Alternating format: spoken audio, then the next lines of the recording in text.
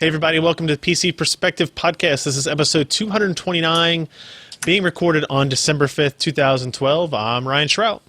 I'm Jeremy Hellstrom. I'm Josh Walrath. I'm Alan Malventano. And I'm Chris Barberi. And I am having to, just so, full disclosure for watching the video version of this podcast, if I'm looking down at the desk a lot today, it's because I have to do all this switching myself, so I can do this, and this, and this, and this. And he's not wearing any pants. So I have to look down. It's a requirement. That's how he's switching the buttons. Well, you know, those Star Wars underwear, prints or R2-D2's waving you his thought I was antenna wearing at you. underwear? That's crazy. That's just weird. All right. So before anything catches on fire and breaks, let's go ahead and see if we can finish a show. First things first, last week we had a contest going. This week we have a contest going. Last week we were giving away a pair of 7870s. This week we are giving away a single Asus DirectCU2 HD 7970 graphics card that you can see right there at that creepy Far Cry 3 guy face staring at you. It's part of the I just cannot say that word, Never Settle bundle that we've been working with. So not only do you get the graphics card, but you also get a copy of Far Cry 3, copy of Hitman, copy of Sleeping Dogs, 20% off Medal of Honor, all included with that. Oh, what do you have to do? Here's the secret. You only have to leave a comment on the post. That's the actual secret, guys. But we would also like you to, subscribe to our YouTube channel or like Josh on Facebook or follow PC Per on Twitter or something, and let us know that you care, that you like us. Even if you really don't. At least pretend, right? So like I said, we don't have Ken here today. It's fine. He's never really on the show anyway. But we did bring in an extra special guest. Chris is joining us on the podcast because like half of the podcast is going to be talking about crap that he wrote up.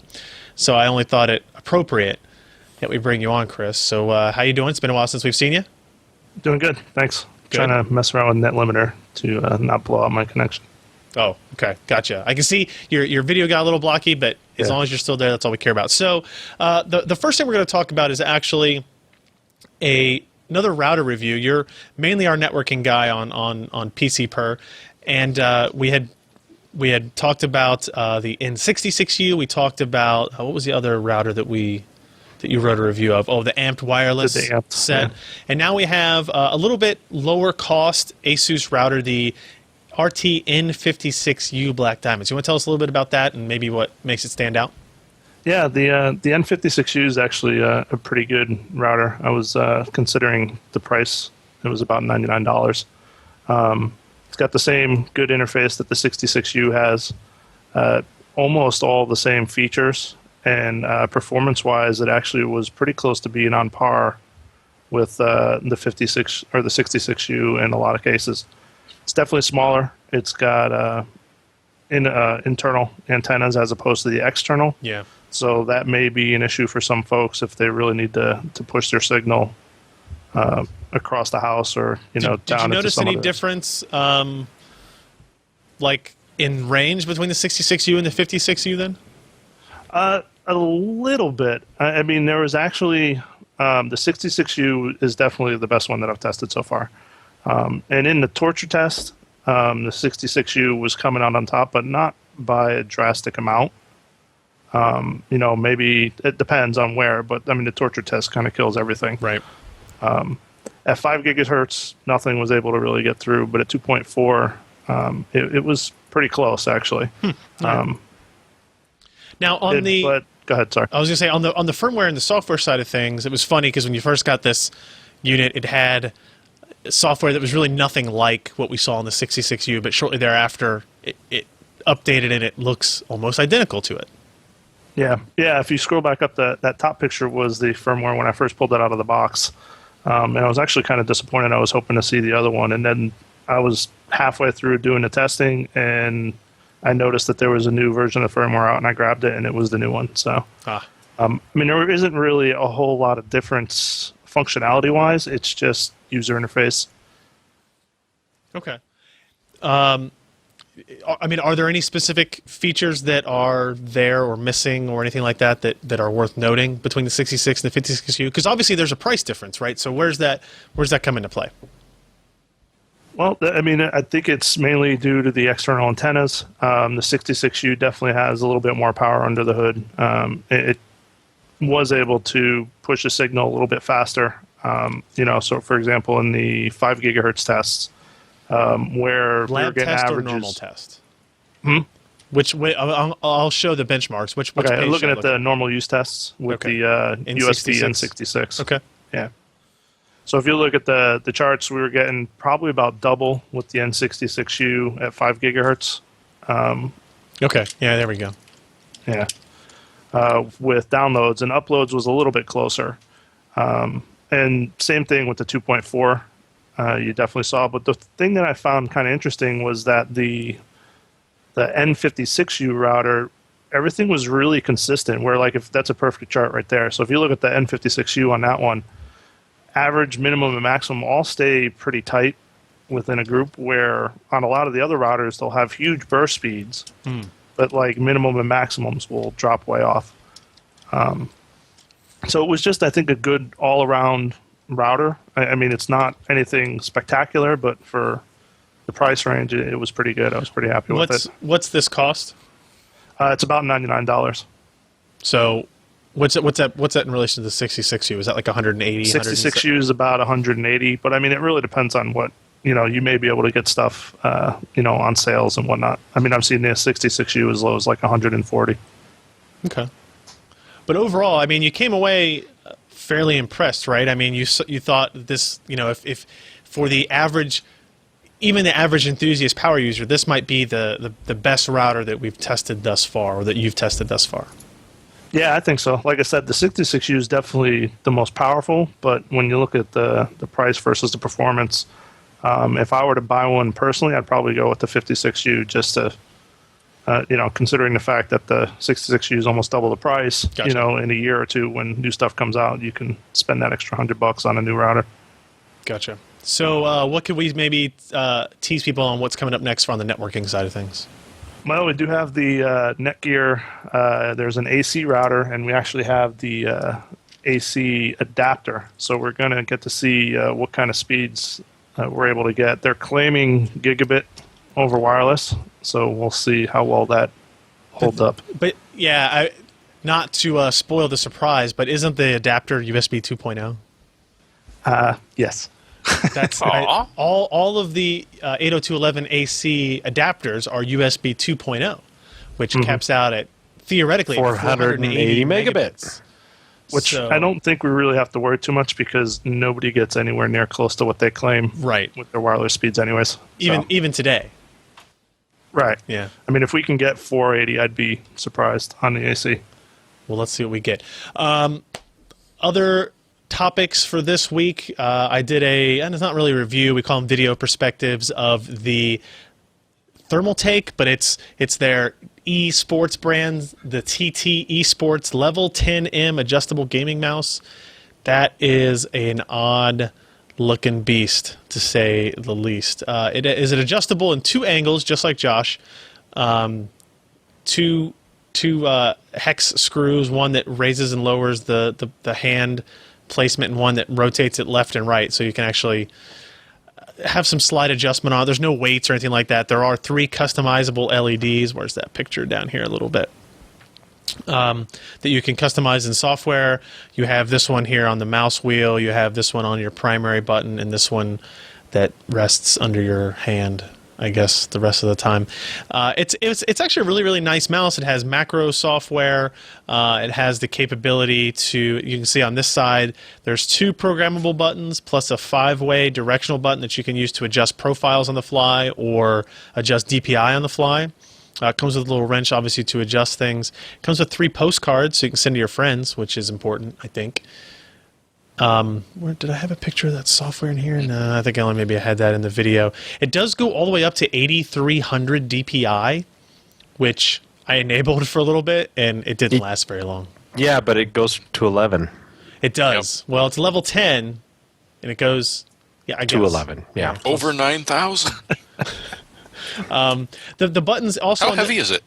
It's not heavy. I mean, it's made out of aluminum. As I switch to this, I mean it's not bad. It's actually a really good mouse. The problem is So when you're holding It looks like a razor, like an electric razor. well, it kind of does. The buttons on this side, I'm trying to get this in the camera, the buttons on this side that you hit with your thumb are fairly easy to access, right? But the issue is these buttons on this side that are when you're holding the mouse, they're kind of they're right here by your pinky and your ring finger, and they're not easy to push in. Like you kind of have to lift at least for me, I had to lift the rest of my hand off the mouse in order to hit those buttons, so they weren't very useful to me as like work macro on some buttons. finger strengthening exercises. Yeah, it's weird. I don't Chinese finger strengthening exercises. I don't really want to get into it. So yeah, it was interesting, but it's also expensive. It's $95, which is not great either. But we have a video if you want to check it out. You can see how it's adjustable, how the light works.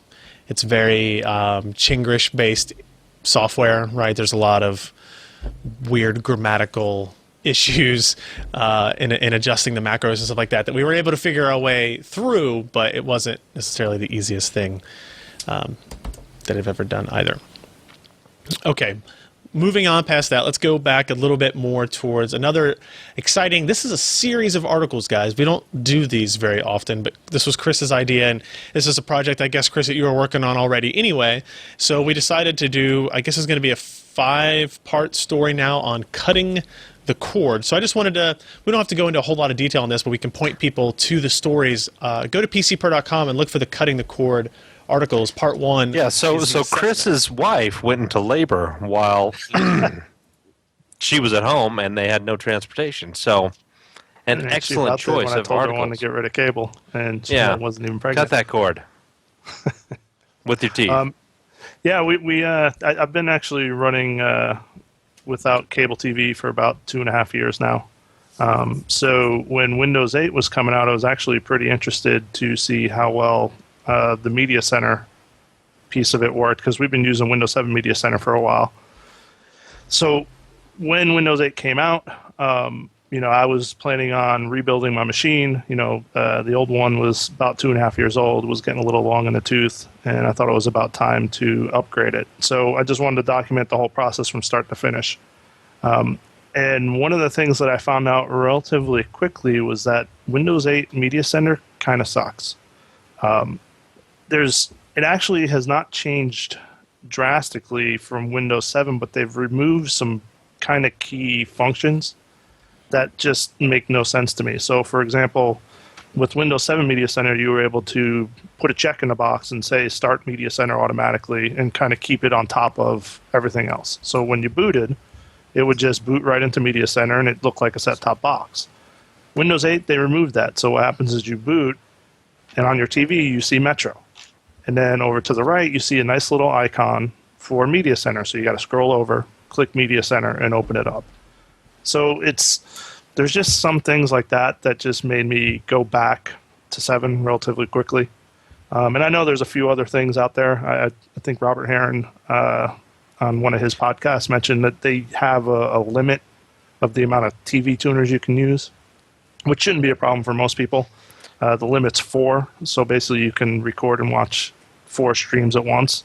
But some people set up there's that other problem that if you go to an HD channel, you'll only get the SAP audio, so you've got to learn Spanish to watch HD.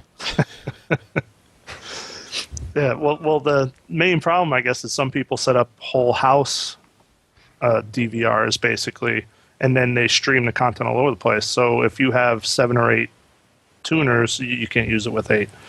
So anyways, with 7, I'm building it out, kind of walking through the process of kind of thinking it through, whether it's right for you. There's certain cases where it may not work for you. I mean, if you have to have ESPN SportsCenter, I do. you're not going to be able to do it. So it's just one of those things that you just can't get that anywhere else. And we're pretty close to, like ESPN3, WatchESPN.com, that exists, but you only have access to that if you have cable or satellite anyway, right? So they're just kind of killing HBO themselves. To Go is another one of those that's like that you can get it, but you have to already be paying for HBO through cable TV. Yeah. So that is that like your collection on the assessment, what everything kind of comes out to be? I mean, is there anything in here that we want to show or discuss specifically on the assessment? Yeah, well, I mean, the assessment piece really just looks at, kind of have people think about, okay, well, what do I watch? Is it worth it? I mean, because it is a little bit more effort and challenges to get to some of your stuff. I mean, you may have to wait longer to watch a TV show. You may not get to watch it, right away. If you like Burn Notice on USA, well, you're not going to be able to get it right away. Now, of course, there are other ways to get stuff, as we all know. I'm going to interrupt real quick, but if you can scroll up, Ryan. Oh, sure. This clip art? Right there, stop. Does that look like the guy from Fallout 3, like 30 years older? Angry about his cable bill? Yes, that he doesn't have that little wrist thing anymore, and he's receiving bills, and he can't go out and shoot anybody. It's probably overcharges on the cellular data for his wrist thing. Yeah. What the hell is that called? I know Nuka-Cola, but damn it. You failed on this one, I think. Failure. But you can't remember Pip-Boy. Pip-Boy. Pip-Boy.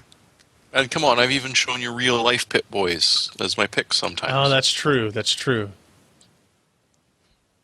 Anyway, Chris, if we want to move on to the next story, you want to go on to talking about like the hardware selection part? Yeah, sure. So, like I said, the old machine that I had was getting a little long in the tooth. I mean, it was an old Athlon, I think it was a Athlon 2, I can't even remember, but it was an Athlon 2. It had, 2 gigs of RAM, it had a gigabyte hard drive, an old 5400 Radeon card. Did you say a gigabyte hard drive? Sorry, terabyte. Oh, okay. All right. Yes, he's back in 1995. Yeah. Well, it is an Athlon too. Yes. So what I ended up doing is I upgraded to a new one of the Trinity processors, the A6 5400, bumped up to 8 gigs of RAM, put in a 2 terabyte hard drive, and with the processor, I was able to get away with not using a video card as well. And then I was also able to stick all my tuners into one box. So what I'm planning to do, and as we go on through the articles, I'll walk through it, is I'm going to build that as going to be my monster box. And then I'm going to use, what are called extenders in the other room. So actually, let me grab this right here. And you guys may have seen this. So you're using an Elsewhere. A6 54K, an MSI A75 motherboard, Silverstone chassis. Okay. Just scrolling through your different components on that list there. Anyway, go ahead. Yeah, so that hard drive is actually built for DVRs, the 2 terabyte drive, and then I also threw in an SSD just to speed up operating system. Right. And then what I'm going to do, like I said, that's going to be the monster box. And then I don't know if you guys can see this, but this is the Ceton Echo media extender that just came out, and that's going to be testing. I'm going to start testing with that and add that in and see how that works. So what I currently had is I had separate media center PCs in every room we wanted it. So now I'm just going to have the one box, and then I'll set up these little Echoes or something like that in each of the rooms. Very cool. Now, when you were looking at these, you actually put it looks like a pretty badass antenna in here as well. Yeah, depending on where you live, and this is another one of those things that you need to look at before you even consider cutting the cord. I mean, it's nice to save $150 a month from cable, but if you can't get channels where you live, you're kind of SOL. So if you go to, there's a couple of sites. There's one called TV Fool. There's another one called Antenna Web, where if you go to them, you can pop in your address, and it'll pop up a chart like that showing you where the where the transmitters are for all the different stations, how far away they are, and what range they're in, and then give you a basic idea of what type of antenna. So in my case, we're anywhere from 20 to 40 miles away from the closest transmitters. So I needed something halfway decent. But even that, I mean, even the big monster antennas, you're talking $80, $90. I mean, you're not talking $500 satellite dishes on your roof. Right. Okay. Anything else that stands out on the hardware side of things that we should point out? Well, and with the hardware, I really went this time. Tried to go low power use because this is going to be kind of like an always-on box.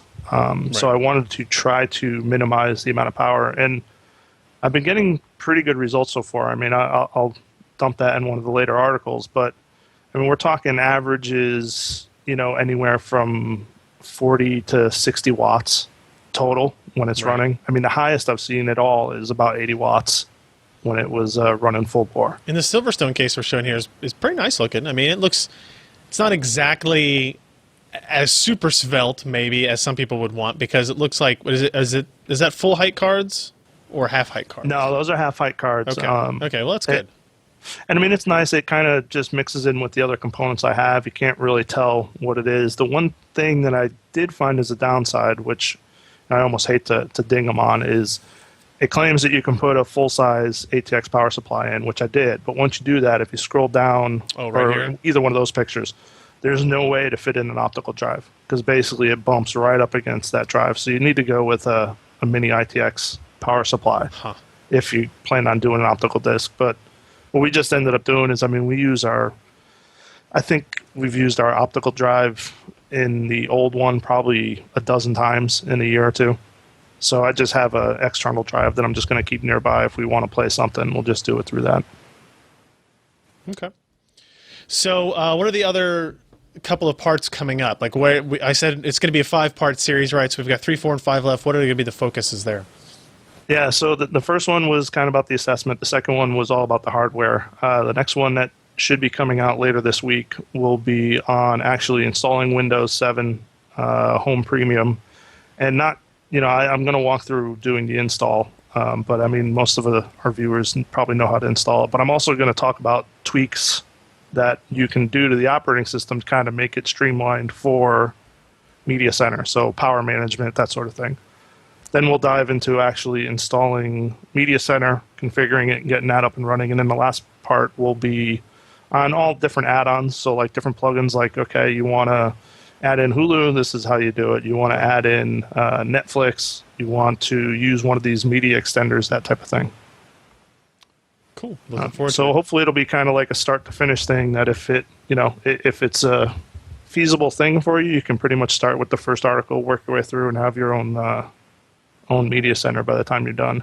And it's, it could be worth it, really worth looking at. I mean, we saved $150 a month, so you figure even if you spend $500-$600 on a PC, I told my wife, she's like, well, I really don't want to miss shows. I said, okay, but that's $1,800 a year that we can spend on other stuff.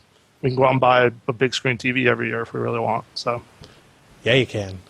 One for every room. yep. After 5 years. Josh, Jeremy, Alan, any of you guys use home theater PCs in any everyday use case scenarios? I do, used sort to. I'm sorry, I'm going to interrupt. But ahead. then I bought a Sony Blu-ray player, and it's got Hulu and Netflix and the DLNA and all of this other stuff on it that I just never used the HTPC again. Yeah, I'm almost in the same boat. I bought a Samsung Smart TV a little while back, and any use for the home theater PC I had, as nice as it was, I didn't even hook it back up. I just moved the TV and mounted it on the opposite wall in the same room, and I haven't even plugged the home theater PC back into the set. How old was your home theater PC? It was one of the Ion Atoms, one of the the second gen one. Yeah. But it was good enough for, Xbox Media Center running on it. It would stream anything. It would do anything I needed to. I think the idea that Chris has with having the one major box with all these extenders throughout the room, throughout the different rooms makes a lot of sense. Jeremy, you were going to say something? I was just going to say I've got a Hauppauge card in my main box. Okay. So, technically it's a home theater PC in a way, and it is hooked up to the TV. It's getting hard to find shows I actually want to tape. Yeah, that's true, right? If you don't like anything on TV, Honey Boo Boo's not doing it for you? Are you kidding? Gone. Yeah, I think the key thing with a home theater PC is really if you want to drop cable TV, if you want to drop satellite, and you want to have your own kind of DVR set up. I mean, if you're going to keep cable or satellite I don't really see a huge reason to go with an HTPC because, like Josh said, I mean, almost every device that comes out now has all that stuff built into it. The key for us was just we can get all the high def channels locally. We don't have to pay for it. And it's easy for us. I mean, we don't have any kids that, have to watch a certain show at a certain time. I mean, it makes that a lot easier. Yeah. And one thing that, I want to kind of come back around to is, in the first article I talk about it a little bit is, one of the things that I was really concerned about when we first did it was, okay, there's certain shows that I really like to watch, Mythbusters or Dirty Jobs, that sort of stuff. Mm-hmm. I love watching those when they come out, and I'm not going to be able to watch them. I'm going to have to wait till they come out on Netflix or something like that. And come to find out, it's not that big of a Dirty deal. Jobs. Huh? They canned Dirty Jobs. Yeah, I know. I don't know why they did that. Maybe they ran out of Dirty Jobs, I guess. But anyway. But I was just going to say, I come to find out that there's so much available between Netflix and Hulu and everything else that we have around that I don't really notice that I can't watch, this show when it airs. When the new season of Dirty Jobs or, whatever I want to watch comes out, it pops up on Netflix and I watch the whole season and I'm done with it. So I'll be very curious to see how it goes because this is something that I always want to do. Like I've had various iterations, kind of like the other guys have, but nothing that's kind of been dedicated. And it also might be nice to have something like that here for the office because we don't have satellite or cable TV service. Well, you guys are right outside of Cincinnati too, and I'm sure you'll get great reception. You won't need a crazy antenna or anything like that. So I hope so. We'll see. Yeah, well, I'll have to look it up on those sites that you listed there. Another review that went up this week, actually I think it just went up yesterday, was finally got finished writing my review of the Asus Matrix HD 7970. This is a really, really impressive design for a graphics card. It's a 7970, but it's not anywhere close to a reference design. I'm going to tell you guys to go ahead and go read the review to really get all of the details about what Asus has done differently with the PCB design, with the capacitors they're using, with the chokes they're using.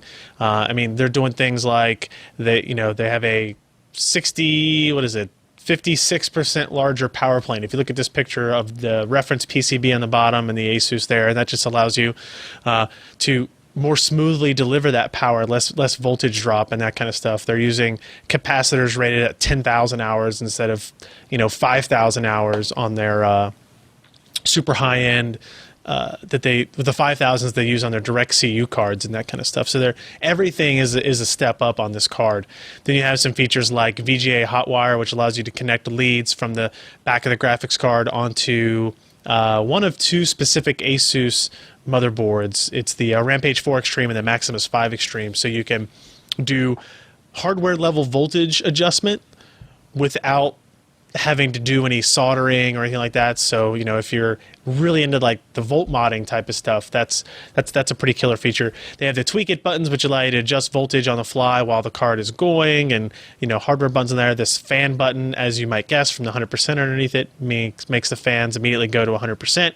And the safe mode is like a clear CMOS button for your motherboard, only this is for your video card. If you're overclocking too far, you hit that button, reboot, and it goes back to its default settings.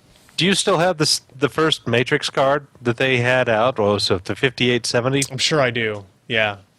In your wall video cards? Yeah, over there somewhere it is resting in a bucket, so to speak. Yeah. Bucket. But it also has like the LED that shows you how much use, the load on the GPU. It has support for 6 display outputs. That you can do in iFinity 6. I mean, it's a really, really nice card. GPU tweak, they're really proud of the fact that this is the first graphics card that you can adjust load line calibration and VRM frequency, period, and you can do it in software. And they had to implement a custom IC controller on the card in order to do that. It's the very first card to be able to do it. So, I mean, one of the things that it's kind of difficult to explain is this card is awesome, but even I think 99% of the people that buy 7970s or that buy GPUs aren't going to use all these types of features. Like a lot of these features, the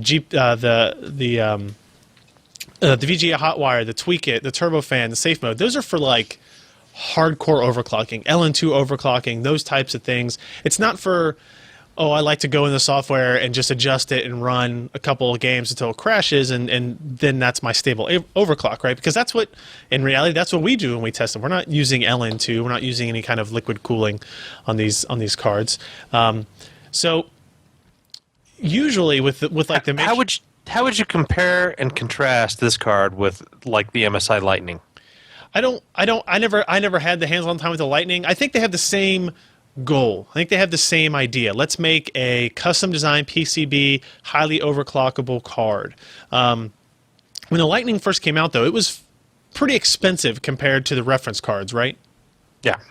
Right. So this one is actually only $50 more than the 7970 gigahertz edition's reference cards today. So this is $499, and the a standard gigahertz edition is going to be $449 today. So you're only paying like a $50 premium for it. And there's other advantages too. So like it is more overclockable because of these PCB designs. Even if you're not doing LN2 stuff, even if you're just doing air overclocking like we did, and I'll show you that in a second. But I mean, the card is also super sexy looking. It just looks like a powerful card. It's 3 slots, so it is going to take up a lot of space. It's got 200 centimeter, or no, wait, not 100 centimeter. Wow, that'd be huge. It's 100 millimeter, 100 millimeter, 100.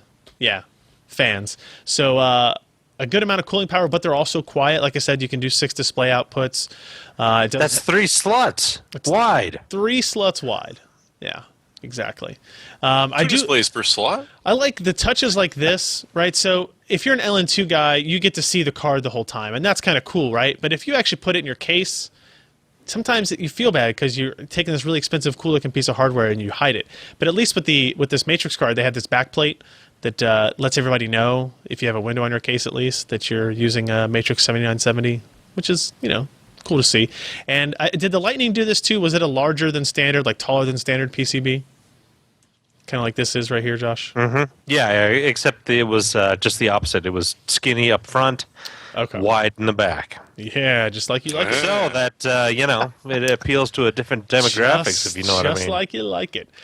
So the default clocks of this card are 1100 megahertz, GPU, 6.6 gigahertz on the memory, which is actually faster than I think any other stock card out there. Well, no, wait.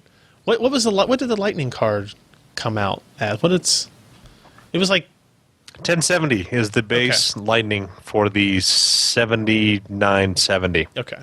So this is, it may not be the highest clocked out of the box, but it's pretty close. But it's not that much faster than your standard gigahertz edition reference card.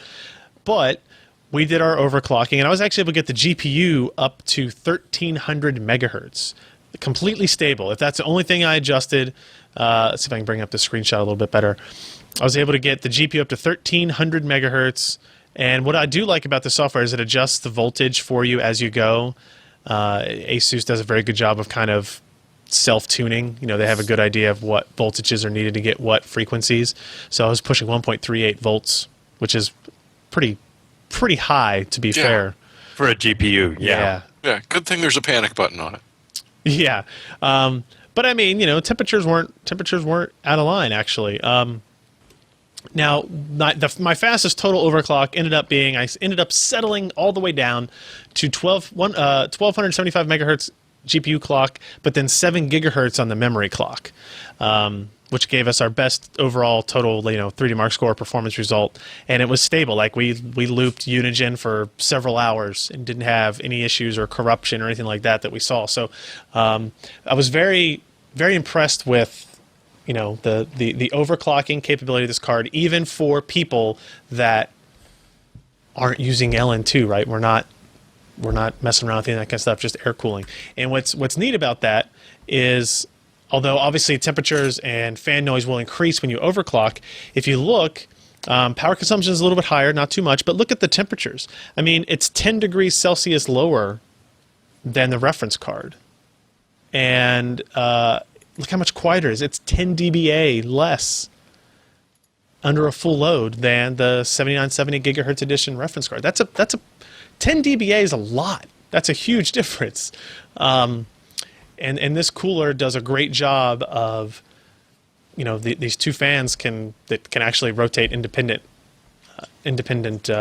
fan speeds. Keep the GPU cool without being loud, and it's $50 more. So my kind of takeaway from this was it got an editor's choice. It's a great card. The $50 premium you pay over a standard gigahertz edition card seems well worth it to me for the improved cooler that you get, the lower noise, the overclock ability you get, the kind of over-engineering that doesn't guarantee it's never going to die, but it's less likely to have those types of problems down the road. Plus, it has a cool LED on the top. I mean, I don't know what else you can ask for. Cool. Yeah, even the Lightning series is it comes out at $489, so it's $10 cheaper than that. Yep. But it's Ryan, does that one- it's also not nearly as extensive with the tweaking stuff that Asus is providing. Right. I mean, it's close, but Asus has a little bit of an edge there. But $10 more expensive. Is that worth it for you? If I said $50 was, yeah. Chris, you were going to say something? I was just going to say, I assume that comes with the Never Settle bundle? It does, in fact, come with the Never Settle bundle. Yeah, actually, all of the 7970s would. So you get $170 in games, too. You get Far Cry 3, you get Sleepy Dogs, you get Hitman Absolution, and 20% off Medal of Honor as well. So Now, does that disturbing man in the ad remind anybody else of Bull from Night Court? Or is that just me? That's just you. It's not just you. let's take a look. It's you. I can't zoom in. He just goes away if I zoom in. Damn you, background. Okay. So yeah, overall, I really, really did like the card quite a bit. It's hard to find in stock. As I was writing it over the week I was writing it, I kept checking, and it would be in stock one day and out of stock the next, so something you'll have to keep an eye out for. If you see a difference between a standard Matrix and a Matrix Platinum, the only difference is 50 megahertz, and that the Platinum GPUs are hand-picked, so they might overclock a little bit better. The one we had was a Platinum, which might explain why we get a little bit more of the out of the overclocking headroom on that. So, all right, let's jump into some news, but before we do that, you know what time it is, guys, right? It's time to... Is it time to unpimp the auto? No, but it's close. We're going to talk to Alex from MSI, who allows us to bring you this podcast every week. And it'll be a little bit cheaper now that we don't have Ken, right? So, I mean, they're not getting a rate cut. The all-new Z77 M-Power mainboard from MSI is poised to change the overclocking game. Every Z77 M-Power board will have a factory 24-hour military-class burn-in test completed before shipping. Additionally, performance-optimized features such as Go-To BIOS, Multi-BIOS 2, V-checkpoints, Bluetooth 3.0, and onboard Wi-Fi allow users convenience and total system control over their overclocking and gaming experience. This is the new endurance champion, Z77 M-Power from MSI. All right, thank you, Alex, for that. And the first thing I want to say back from commercial break is Ken in the chat room? Yes, Ken appears to be in just chat popped room. in. Ken in the chat room while all your guys' I video... saw him log on to Skype, too. Well, all your video looks like this, and I can't Yeah. sit over there and try to figure it out. Ken It's came all your home from fault, his Ken. rockin' It's concert all your fault. at 10 o'clock, at 10:30. Yanni gets out early, I Must- believe, doesn't he? Yes. Oh, damn it. Okay, let's talk about some news. We have some interesting stuff to get to. First things first is Microsoft Surface Pro, priced and dated and also batteried. I don't know what, I guess battered. That would have been a better slogan for it.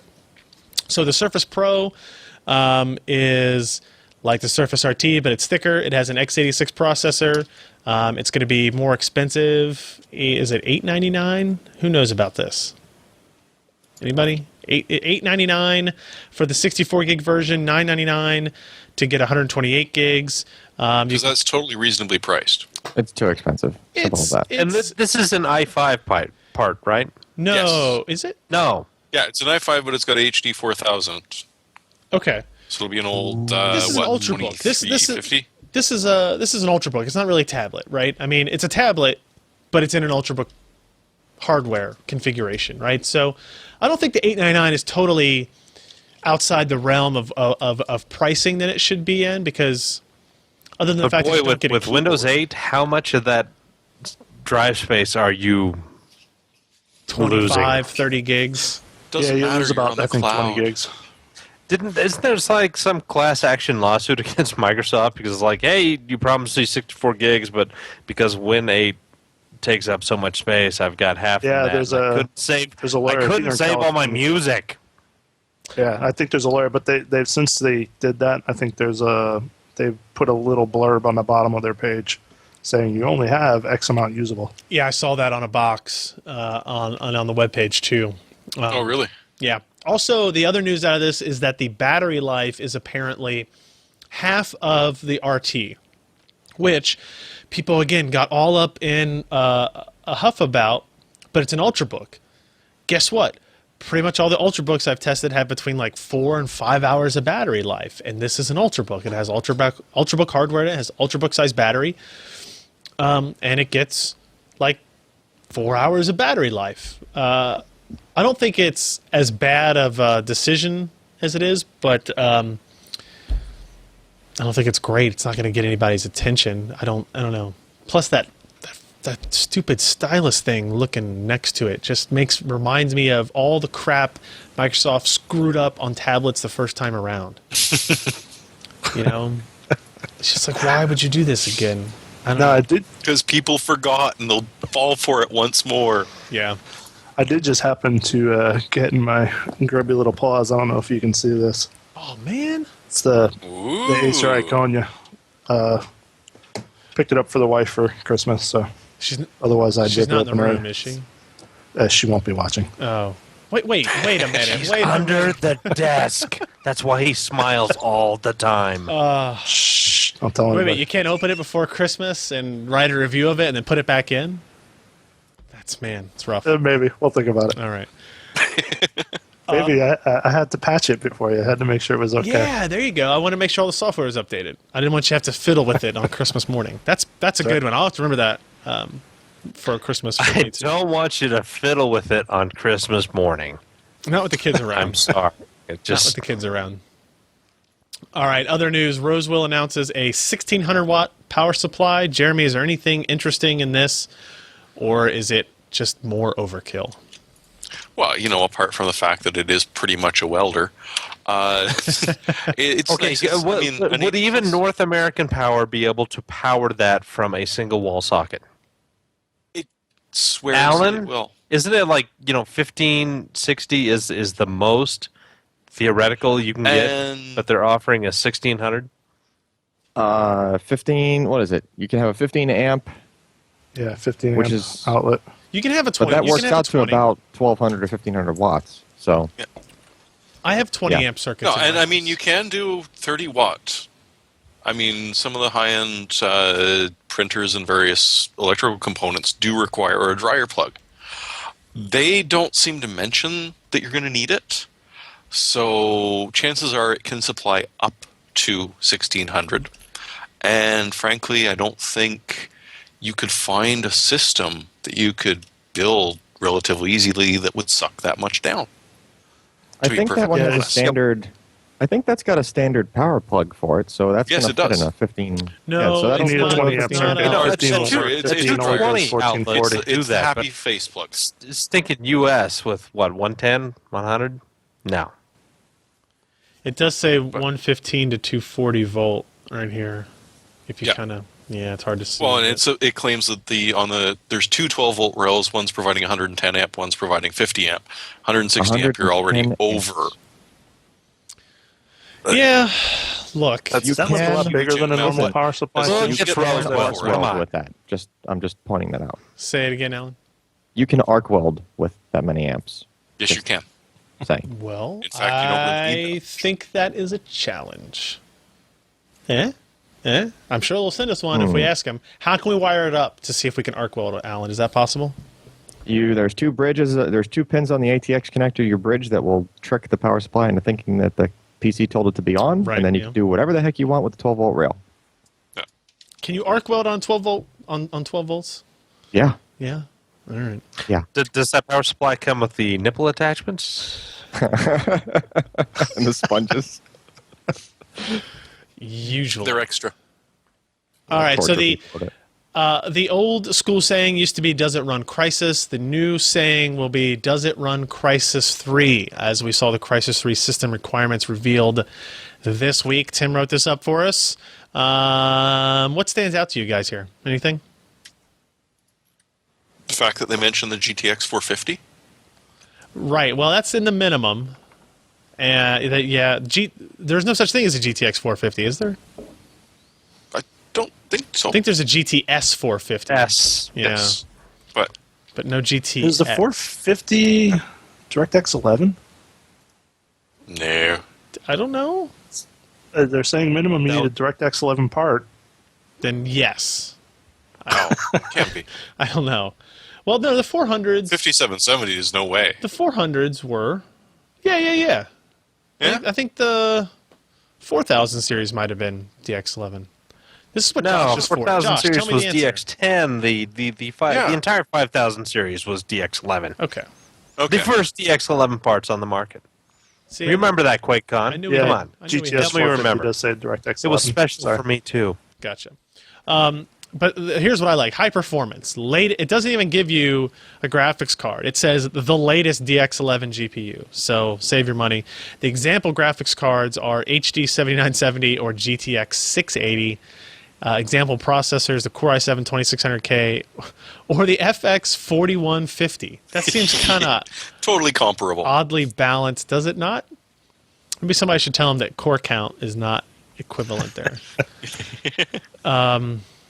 Yeah, so that's actually, I think that's supposed to be out in March. Is that right? Crisis 3? So I've got a couple of months to go through Crisis 2. Yeah, Don't bother. it's not going to happen for you, is it? Probably not. All right, has anybody tried out the Steam Big Picture mode? I know Tim has, but he's not on the show. I don't know. You skipped Chris, the not story, even though. with your home theater No, I PC should research? probably put it on the HCP. I think my wife will get I've- pissed off, though, if I start playing games on the TV. Well, she won't know about it. Well, yeah, damn. So I actually tried it out just on the test PC over here just to make sure it worked. So the big deal is that the Big Picture mode is no longer in beta. It is included with the latest full version of Steam that you'll get when you update the next time you start it. And it's meant to be on your TV. It's meant for use with a controller. I'm sure this is right up Jeremy's alley then. It works pretty well. You know, I started it on the 30-inch monitor and went through it, and it's easy enough to navigate. This person in this screenshot has 101 games installed, which is damn Ludicrous. Yeah. Obsessive. You didn't go through Pixel Shock? No, I did not. No. So those are some damn big pixels on that TV. It's cool to see, like, because I think more and more people are finding the benefits of gaming on the PC. They're seeing what the visual quality differences you can get and the experience, the online experiences you can have that are different. But a lot of people are afraid of, or they're not afraid of, but they just don't want to sit at their desk. I'm actually one of those people. I play PC games at home, but I have an M17X laptop that I bring, and I just plug in an HDMI to the TV and go, because I sit in front of a computer desk all day working. Most of the time when I game, I want to sit on my couch and relax. And so I have, what did I buy? A over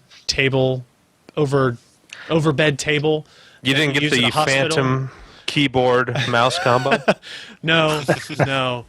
I bought an overbed table that you would see in a hospital, right? The kind of like the table that slides over your hospital bed.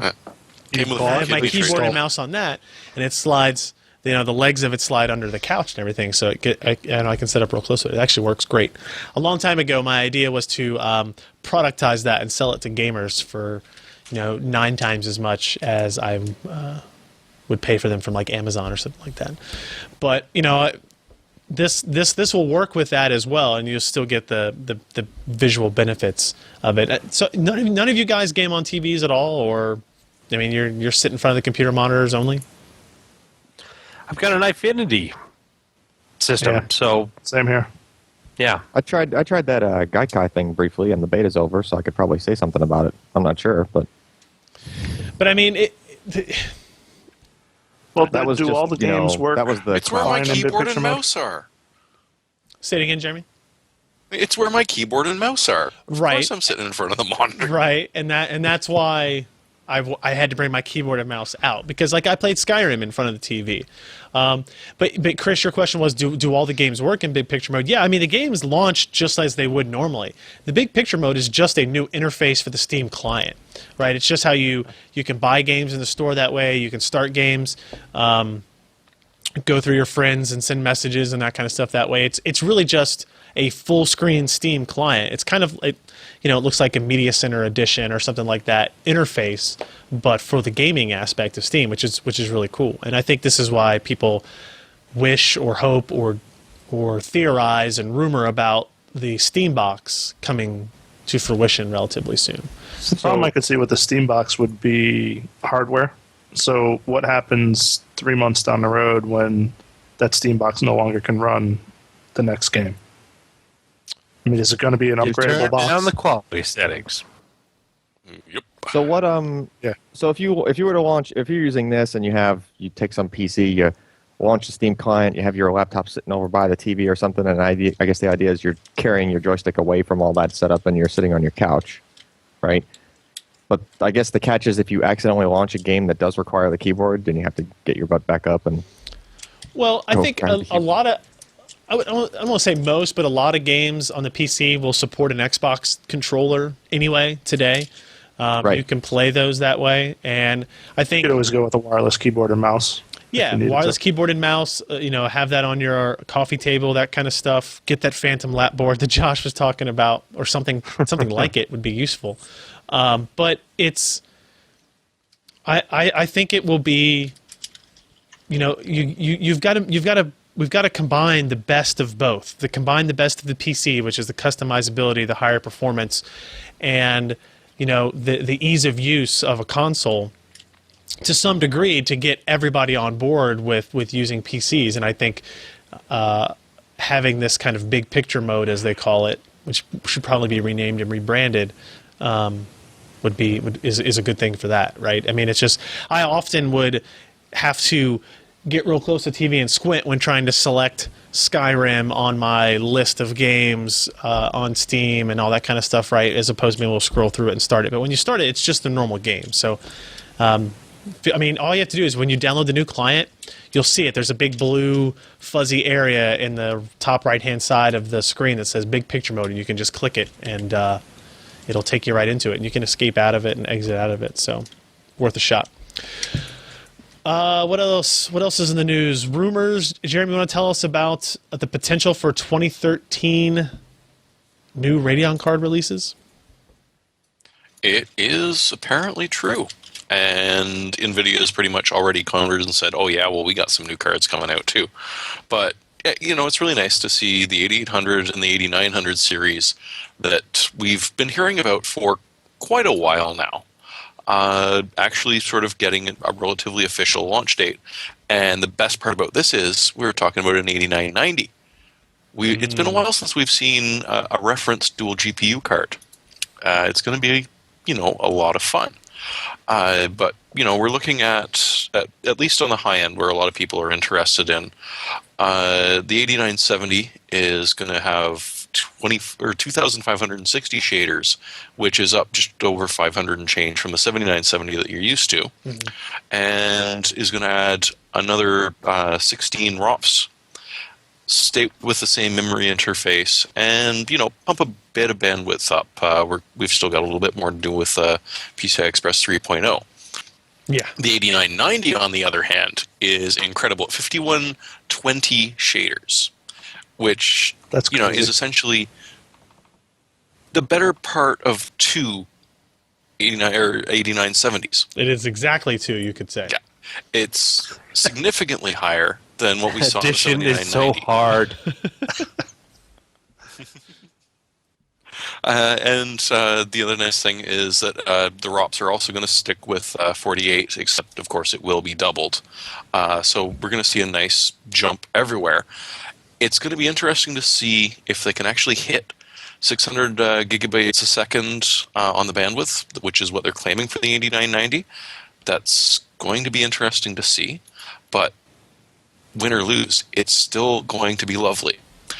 You really Pricing? think the 8990 is going to come out, or is it going to be 7990 all over again, where it's out, but you Yeah, can't find it? 7990 never really appeared in any way. Like they sort of AMD kind of muffled about it. They're Yeah, the problem with the We're gonna do 8990 is it's going to be a much bigger chip on the same 28 nanometer process. Oh yeah, it's huge. Big. 400 square millimeters. Yeah. Each, two of them. And it's going to eat the bad. power. It's gonna what? Oh. Eat the power. Eat the power. Eat It's the gonna suck it power. down. Fight the powers It- that be. So I think maybe some people thought this was going to happen before the end of the year. I would never have thought that, especially based on the ecosystem the way it is. But I don't know how far into next year. They're saying what, second quarter for the 8990? 8990, yeah. That's pretty close for me. Yeah. I'd be curious. I But wonder the if they 8000 take series are already on plan for Q1. Right. Well, see, AMD typically likes to release all their cards very close together. NVIDIA did this, scaled down approach where they did the 680 and then the 690 and then the 670 and then the 660 Ti and so on. I'd be wondering if maybe AMD does that same thing. Maybe they start with $1,000 8990 out the gate to finally, best the GTX 690, but then also get the most profit margin per chip possible while they're trying to figure out how to make this new processor. Well, I think they'd be smarter to lead with pricing, considering how badly NVIDIA hurt them this last graphics card release on price, and the drastic price slashing that AMD had to do to essentially, level out price to performance. It'd almost be smarter to, hey, the card might not be quite as fast, but at least we can price it a little bit lower. Yeah. And maybe let NVIDIA lead on some of the higher end stuff so that NVIDIA is forced to pick the price point, and then AMD can just undercut that by a little bit. Yeah, but how much have you actually heard about NVIDIA's next generation stuff? Like zero.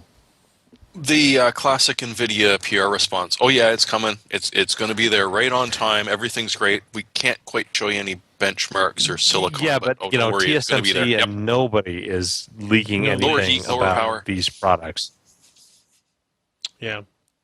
It'll be interesting. I don't expect to see this. Don't expect to see this at CES. Don't expect to see cards kind of find their way out or anything like that. I don't expect that to be the case until at least well into Q1, based on the fact that I haven't heard anything either.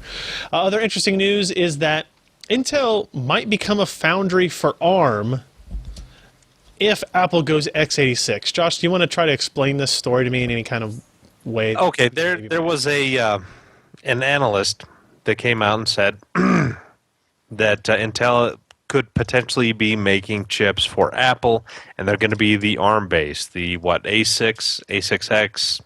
I can't remember all the terms. There's a lot of numbers. But as you know, Apple and Samsung are very bitter rivals. And oddly enough, Apple buys fab space from Samsung to make their latest and greatest iPad and iPhone processors from. And as we well know, they don't like each other. They don't want to deal with each other. And you add to that rumors that Apple will be going with ARM for at least their notebook and staying with Intel at the desktop. So Intel is potentially looking at a significant number of chips that they would usually sell Apple that they're no longer doing so. And so it looks like Intel is negotiating with Apple to be the foundry partner for all of their iPad and iPhone processor parts that are all based on ARM. Now, the analyst went on to say It looks like that they're doing some wheeling and dealing in the back. That maybe Cedar Trail would make it into the iPad, and Intel would then fab everything else for the iPhones. I just don't see it that way. I think that more than likely we were looking at Apple said, "Hey, we're looking at going to ARM for our MacBook Pros, the MacBook Airs, because in terms of power versus performance, we have a big advantage over you with what we have with our latest ARM processors that are these, specialized A9 plus type series, not quite A15. But, the performance is very, very good as compared to like the Intel i3, and it has better power characteristics. So Intel's probably saying, you know what? It's better to lose some of the income stream than lose it all. Actually, I kind of said that wrong. In fact, they would gain an extra income stream, but limit their potential income by doing this for Apple, because foundry costs are going to be less than the finished product that they are selling to them. But you know what? If Apple decides to just kick Intel to the curb with the MacBooks, then that's a significant number of chips that they are not selling onto the market. So it kind of looks like Intel is angling in here, get the foundry deals, make money off of that, and still get into a significant amount of products from Apple so they don't get kicked entirely to the curb by these ARM parts in both the desktops and the notebooks from this pretty major entity in the IT world. Interesting. Well, but couldn't they also be, sort of, hey, Apple, we make a lot of the chips for your desktop parts and your big portable stuff, and we're really working on this low power stuff, this nice ball grid array stuff. Maybe you want to think about moving away from ARM, and since you're already using our fabs and we've got this really nice one that we started up, you could maybe try running one of your iPhone products on our chips, maybe. Apple bought out, I can't remember the group, but it is an ARM design firm. And the last thing they want to do is to minimize their investment in that firm by But how long ago was that? It was 3-4 years ago. Okay, that's still a lot recenter than I thought it was. Yeah. So, yeah, maybe not. All right. I don't really know what to take out of that, because Apple, to me, is not a company to make a product change to please a partner in any way at all, right? And they would, I don't see Intel getting into an iPad at all. No, That just not unless they made that fractures and segments their entire mobile strategy well beyond any kind of logic. Yeah. Okay. If anything, I see Apple wanting to put ARM into their MacBook Airs, right, and move the OS in that direction. I don't know. We will see. Something else interesting. We talked about this last week. The whole possibility of Intel maybe not having socketed processors after Broadwell architecture, and was that in 2013 or 2014? I guess 2014. Yes. Well, AMD, who we mentioned at the time, was like, maybe they could benefit from this. Maybe they could be the company that takes advantage of it. They actually released a statement to a couple of outlets, us being one of them, and I posted a news story about it just today, and they say, essentially, hey, look, we're going to continue with motherboards and socketed processors through 2013 and 2014 with Kaveri APU and the FX CPU lines. We have no plans at this time to move to BGA-only packaging. Look forward to continuing to support this critical segment of the market. They go on to say, hey, you know what? We've used BGA for a while too, but then we understand for the desktop market and the enthusiasts with whom AMD has built its brand, we understand what matters to them and how we can continue to bring better value and a better experience. What I find curious about this statement that AMD put out is not that they did it. It's a good PR move to make, right? There's this kind of negative, maybe modest at the most, minimal probably, anger at Intel for this thing that hasn't happened yet and they haven't even announced or discussed or anything like that. So AMD is trying to capitalize on it. One of the things the last thing I wrote in this story is AMD is trying to persuade PC builders that not only is its path the safest in the future, but maybe that supporting AMD today might help make sure it can arrive safely to that future and to continue down the enthusiast path, right? So the idea being, I want to make sure in 2014 and beyond we have socketed parts from AMD, so I'm going to do my best to support AMD today, maybe when their products don't deserve it as much as we would like, but maybe the company's goals put forward allow us to support them. I mean, did you guys take anything differently from this? Josh, maybe? Sure, I can talk. We look at this, and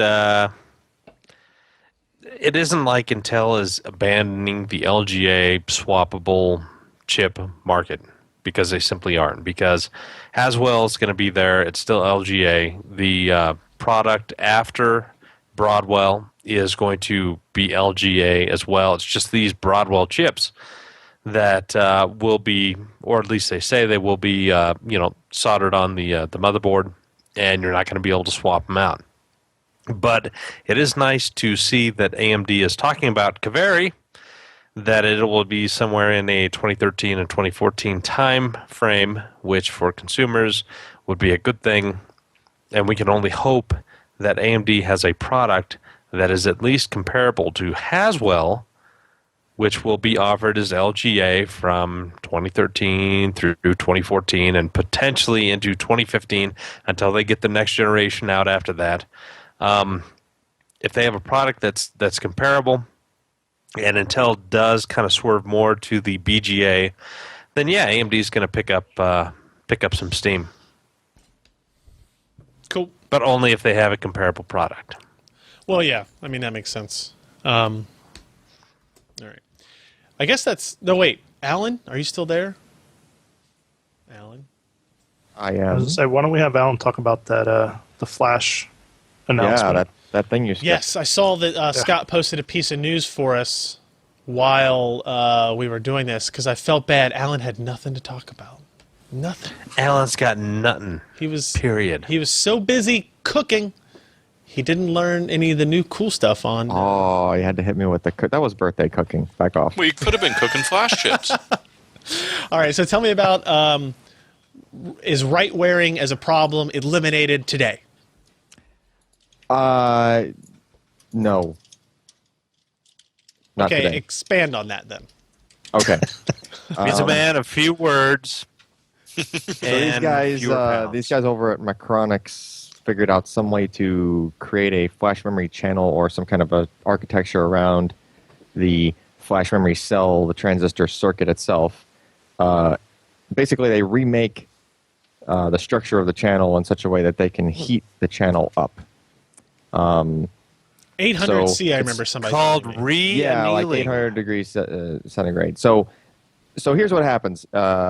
Flash memory cells don't usually heat up that hot, Okay. anywhere near that hot. Sure. But usually what happens is a thing called quantum tunneling. Every time you go to erase... Quantum tunneling? Because that sounds awesome. Yeah, it's you basically pass a bunch of current through the channel. You're forcing current to go through an insulator, basically. So it's sort of like drawing an arc Right. in a very, very roundabout solid state way. So it does that, and when that happens, it ends up depositing a bunch of electrons in this insulated area, right? And every time you go to, so when you write it or you erase it, you're doing that sort of an operation. You're basically forcing electrons to go through an insulator. And if you do that enough times, it breaks it down. And it no longer acts like an insulator. And then once that happens, the cell starts to wear out, and it can't hold a charge anymore, and that's what makes flash memory go bad over time.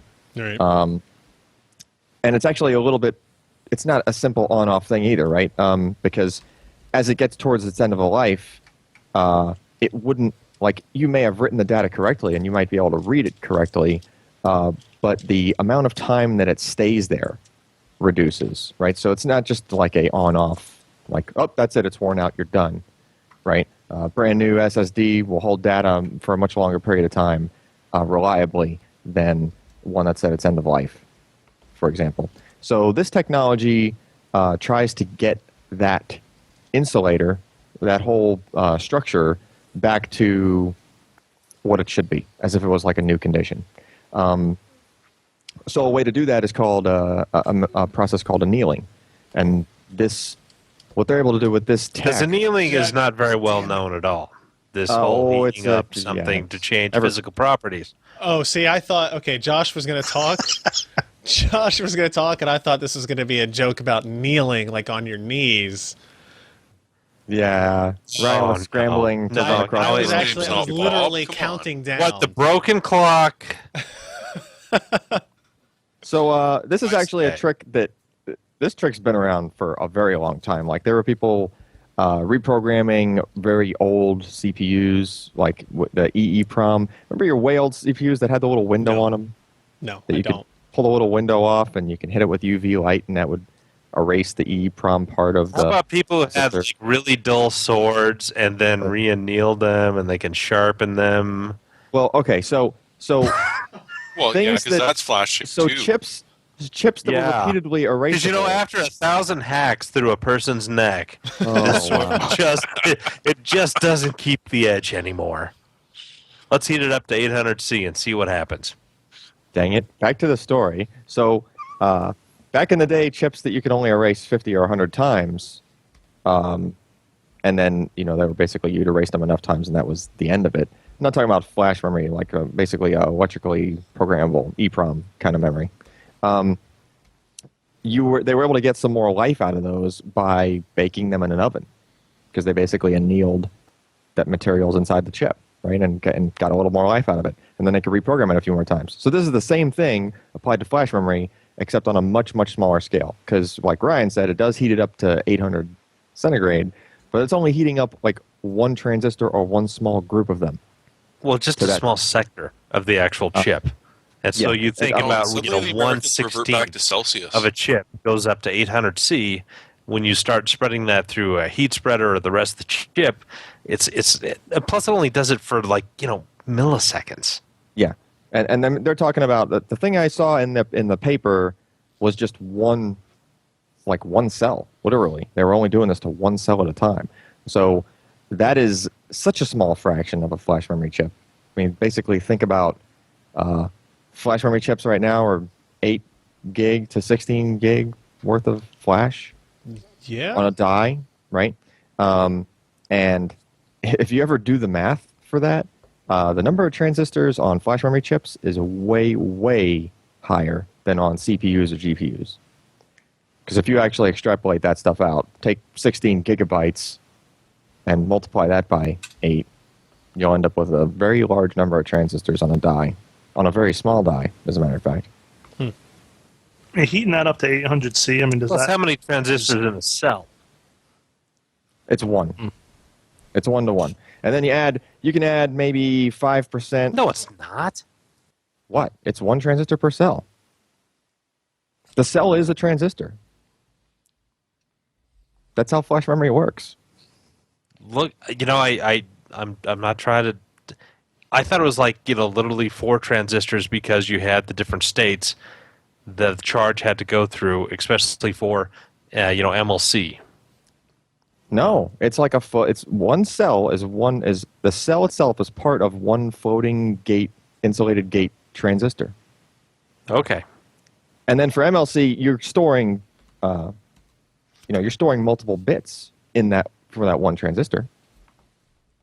But it's not such a, it's only 2 bits. Shaving So haircut. okay, so take instead of haircut. using 8 gigabytes as your number, use or 16 gigabytes as your figure to start with. Use 8. So what's the net here? What are we looking at?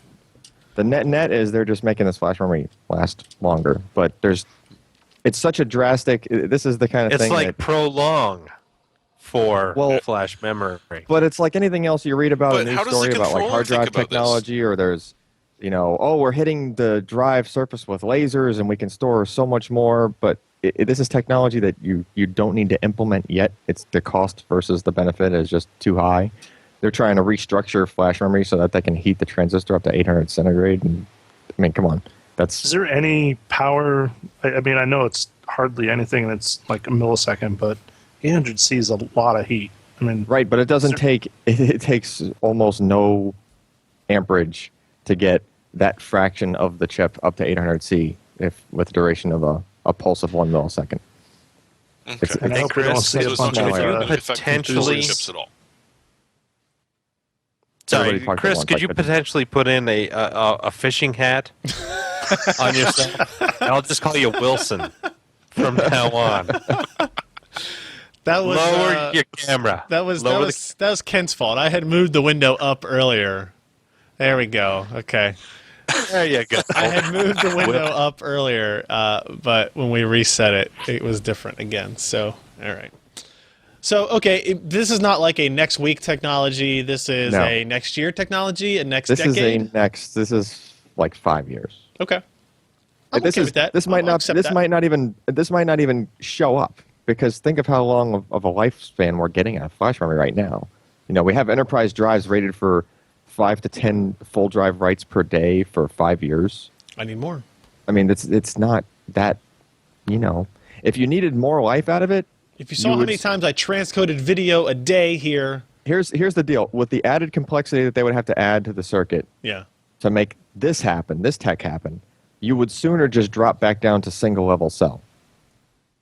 Because you get about a 10 times increase in longevity right there. So while this might be, in theory, infinite increase in longevity, you do 10 times more than what you got right now, that's a lot.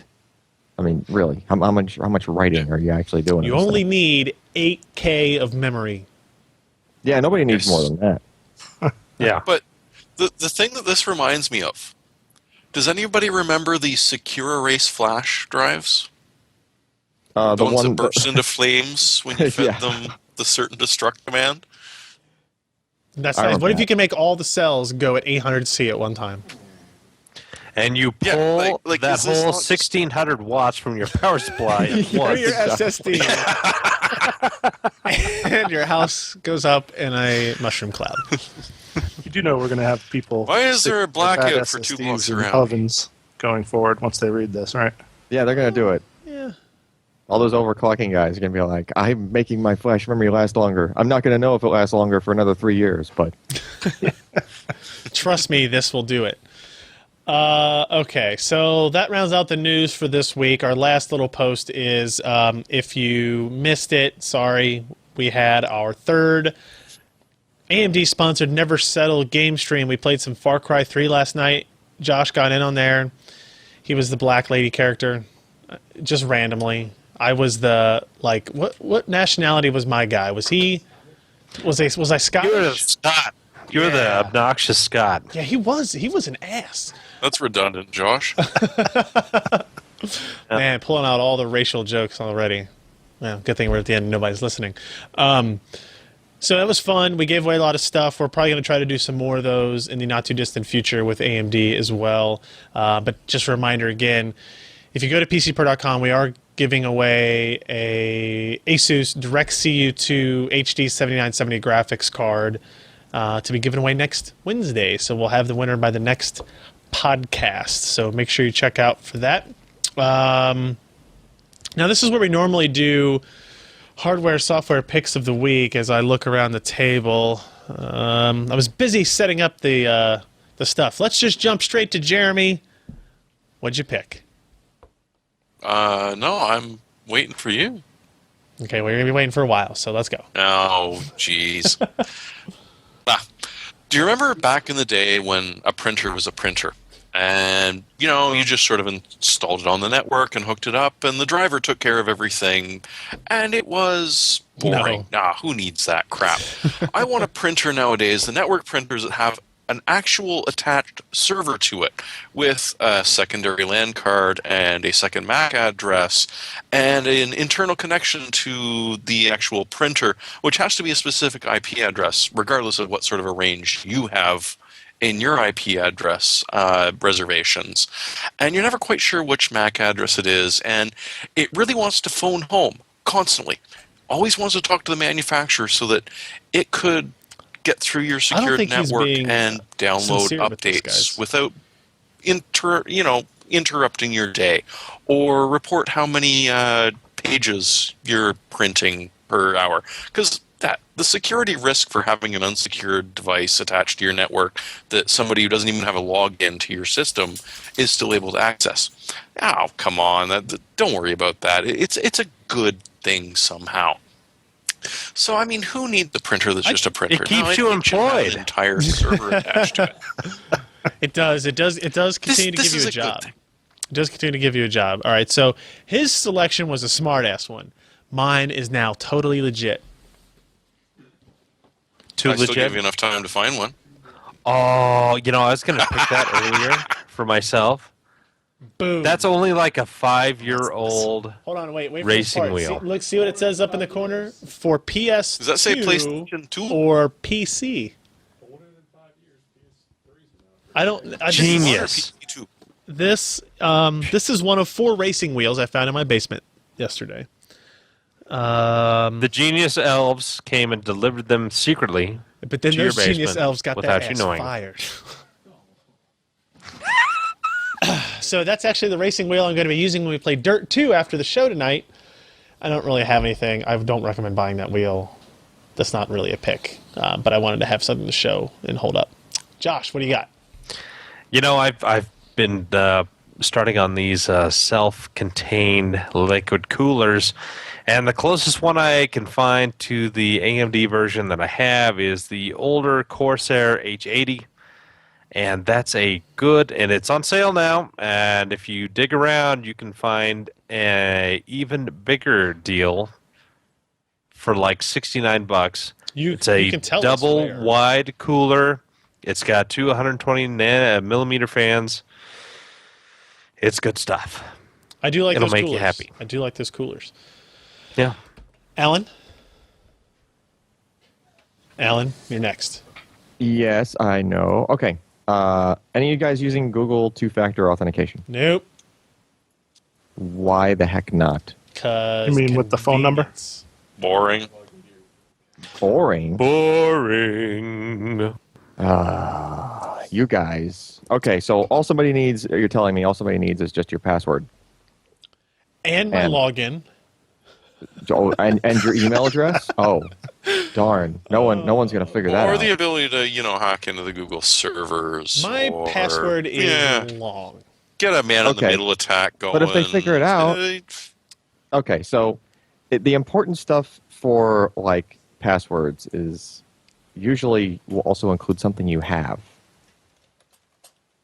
Okay, Hair. not just something you Herpes know. does not work as Okay, a so password. it's like something you are, which you can consider No, but it's your great email protection. address or whatever. Right. Yes. No, like I Something understand. you know, which is your password, Yeah. and something you have on your person.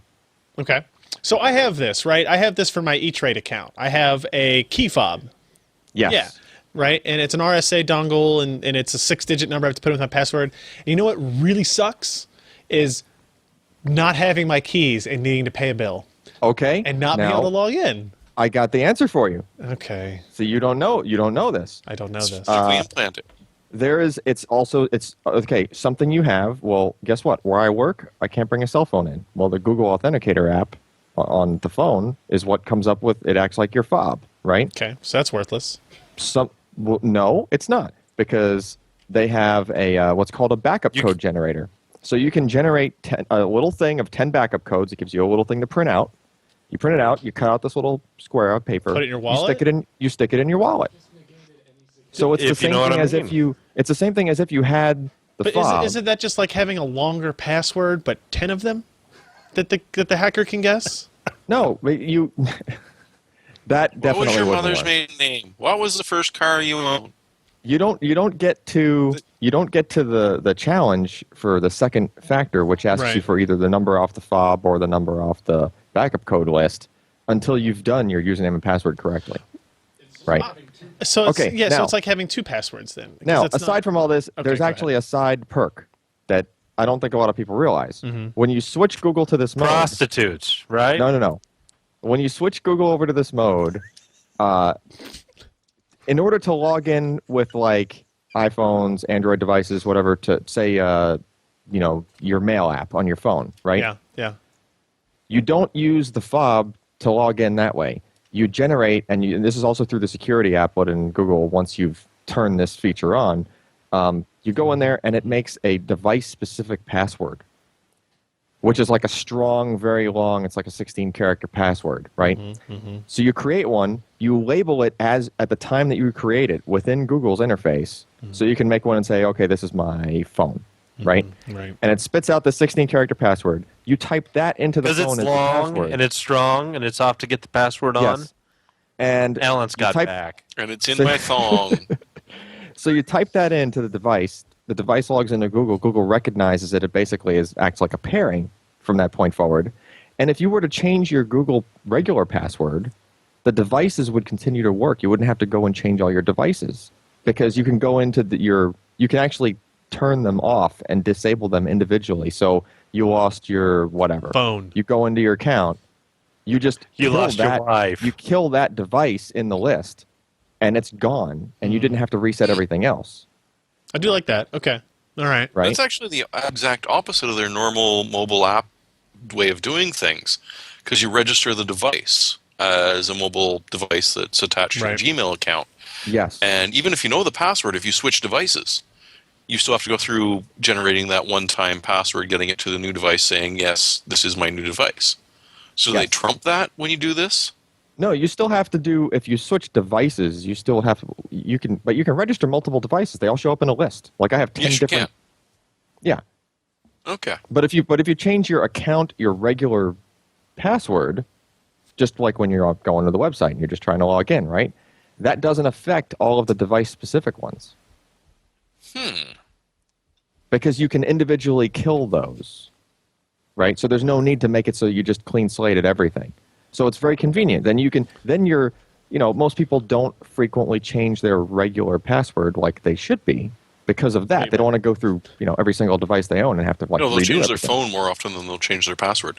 Right, exactly. Guilty. This way you can do that easily. So, but I have a long password. That's Okay. good.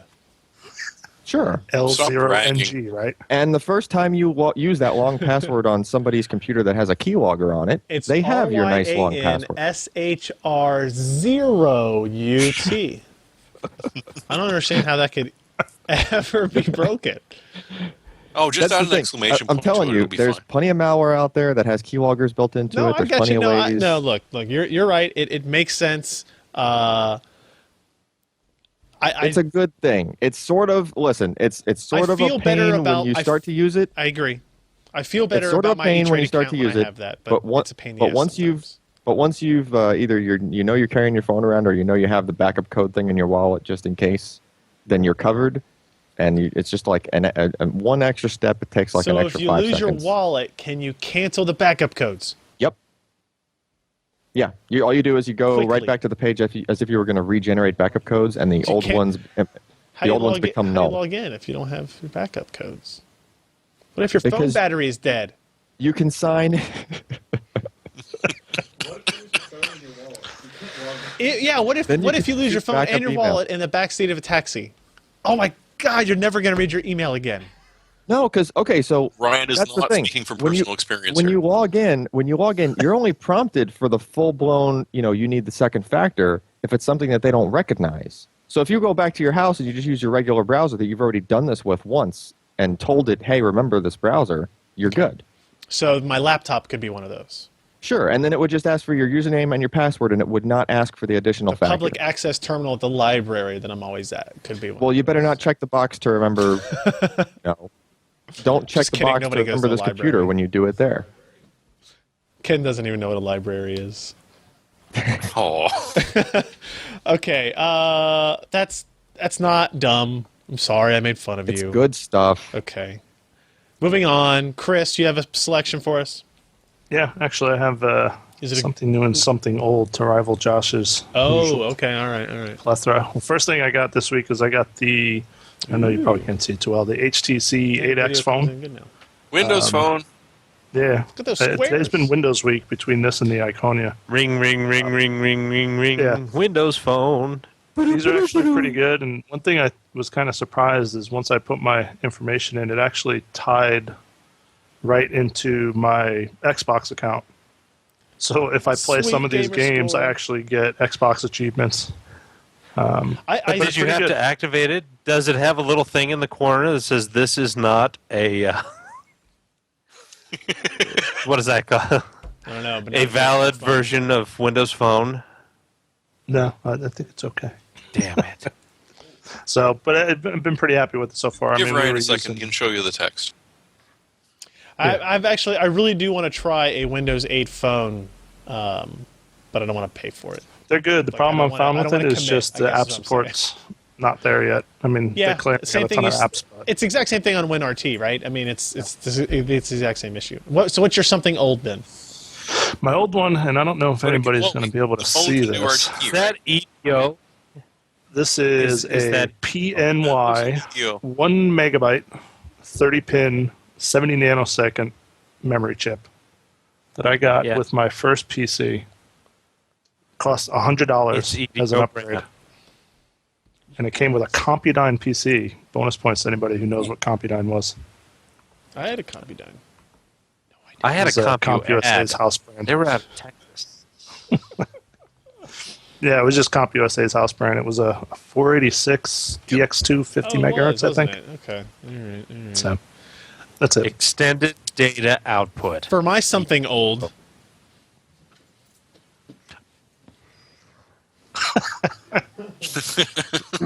It's Okay, genius. Brian, you could. How about this? Do you miss these boxes? yes, I do. Yeah, every And once do in you- a while. What card this is?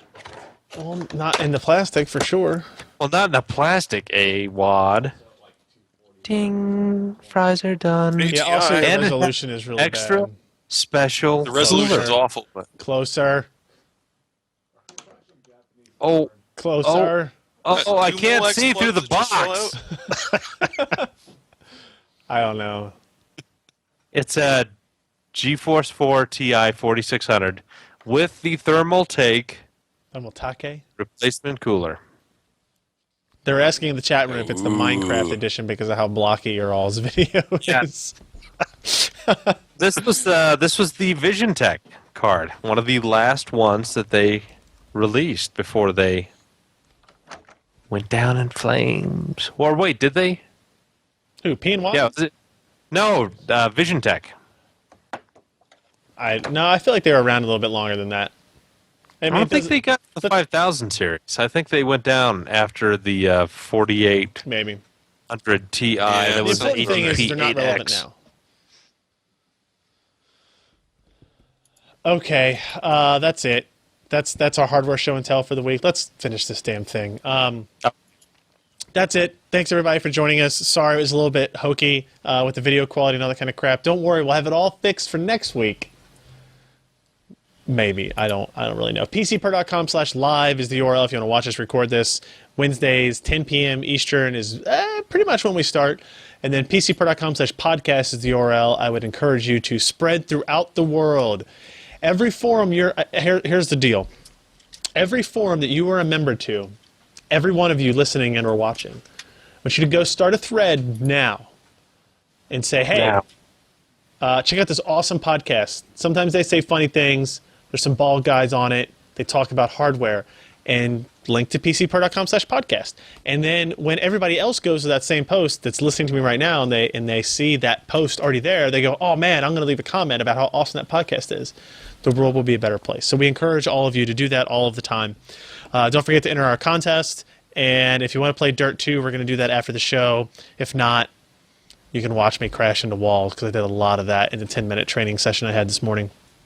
So, Nice. yeah, we will sign out. I'm Ryan Shrout. I'm Jeremy Hellstrom. I'm Josh Walrath. I'm Alan Malventano. And I'm Chris Barberi. See you guys.